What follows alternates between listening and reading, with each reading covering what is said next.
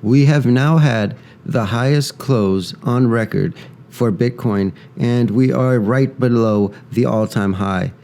Where will this rally take us? That's the question we try to answer on this episode of the Bitcoin Minute.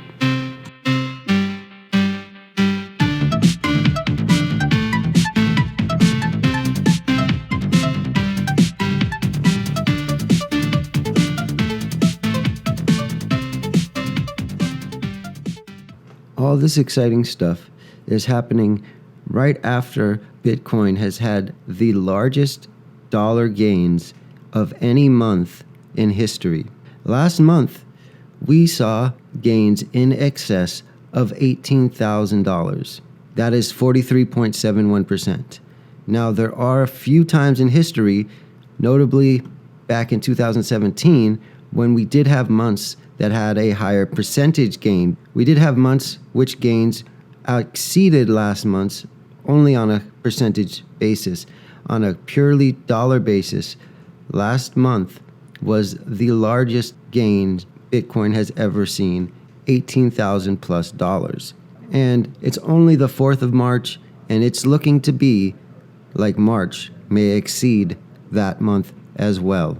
I think one thing is clear now, and that is, as far as Bitcoin goes, we are in a whole new frontier. After the ETFs got launched, it was a game changer and continues to be a game changer. In a previous episode, we discussed how Bitcoin has only ever had 6 consecutive months of gains, never 7. It's looking as if this rally will break that pattern, and we will have indeed 7 months of consecutive gains. However, Bitcoin has entered extreme greed on the Fear and Greed Index recently, and with all things looking so incredibly bullish, now might be the time we finally get that correction everyone was waiting for. We are going back to our Elliott wave count to try and see if we can use that tool to predict where this current rally might take us to. In this instance, wave 5 has yet to finish.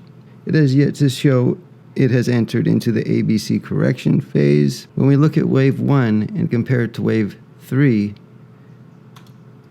we get a clean 1.618 extension, or a 1.618 magnitude of wave 1 equals our wave 3.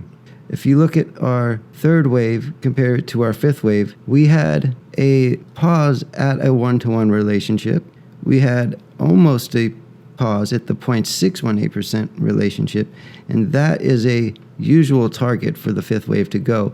On an extended fifth, however, you can see up to a 1.618 of wave 1, but in this instance, we actually have a 2.618 extension of wave 1, very close to where a 1.618 of wave 3 takes us to.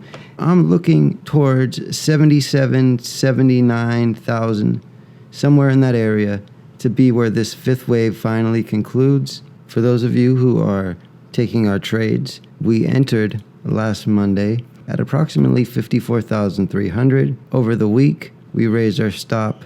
Originally, it was at 53,000, and we raised it earlier this week to 56, and just yesterday to $60,000. We will look to move our stop up again this week, and our target remains $79,000 to $78,000 for this trade. So once again, like we said in our intro, we are at record levels. This blue line here represents the all-time highest daily close on record, which we just surpassed on March 4th. This second blue line represents the all-time high intraday, and we are fastly approaching that. I ended the show last week with saying, I'll see you next week, and I'm sure much higher prices will be with me. And I am saying the same thing this week. I'm looking towards 79,000, 78,000 by the end of this week, beginning of next week. We'll talk to you then. This has been Joseph Wagner.